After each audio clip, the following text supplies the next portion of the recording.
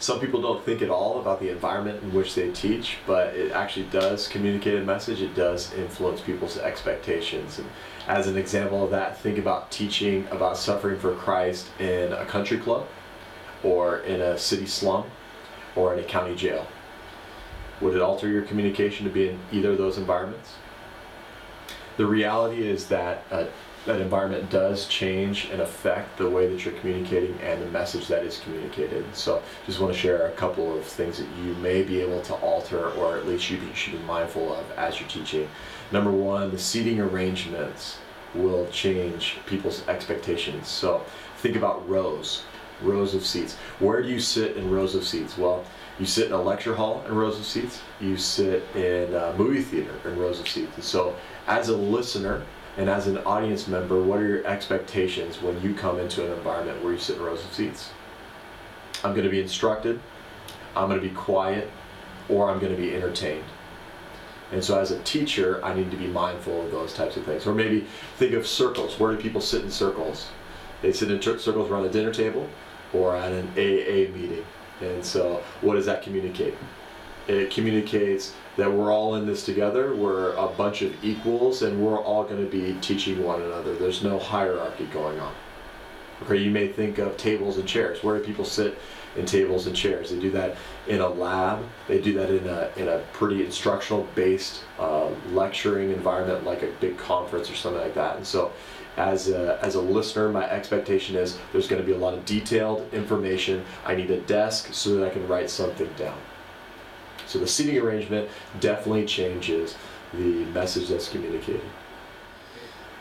The location also influences the message that's communicated. So you think of different environments for your location, maybe a home. So who meets in at a home and what kinds of conversations are had there? Obviously friends and family do, and so they have intimate conversations, they get to know one another, and so the type of communication, type of teaching I might try to do as a teacher is going to be family based. It's going to be friendship creating kind of communication. So you may want to meet at a park or a beach to have your study. So ask yourself, what kind of people gather here and why do they gather? And usually it's friends and family. They're gathering for a good time. They've got a lot of things going on. And so what kinds of teaching topics are appropriate here? Probably you're not going to do a church history seminar. Probably you're not going to talk about the finer points of some theological doctrine.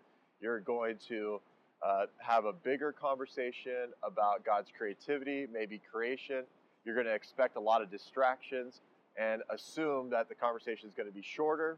The details are going to be much less frequent, and you're just going to have a good time. In a worship hall or a sanctuary, if you happen to teach there, I mean, what kind of people meet there and why do they get together?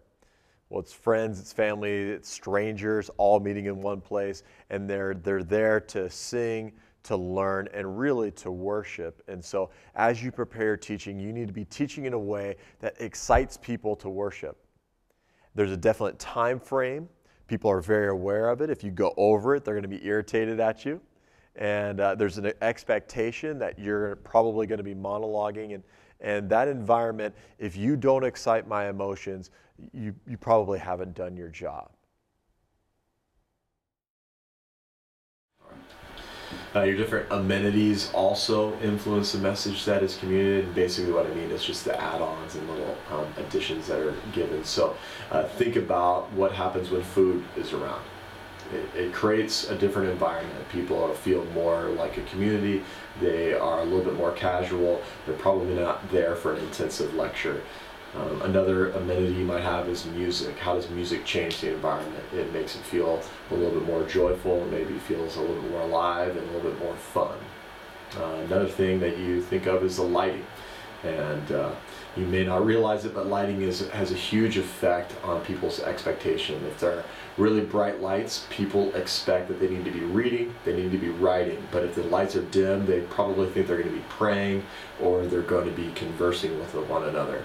And it's no wonder that in the movies you get paid lots and lots of money to handle the lighting, and that matters a lot. So Of course, everything that's been said is just a generalization. Sometimes you can't change those things. You need to be aware that the things that you can't change, work within them and adjust yourself as a teacher in order to accommodate the environment that you're in. If you do have the opportunity to change things, then create an environment that supports the message you're trying to communicate.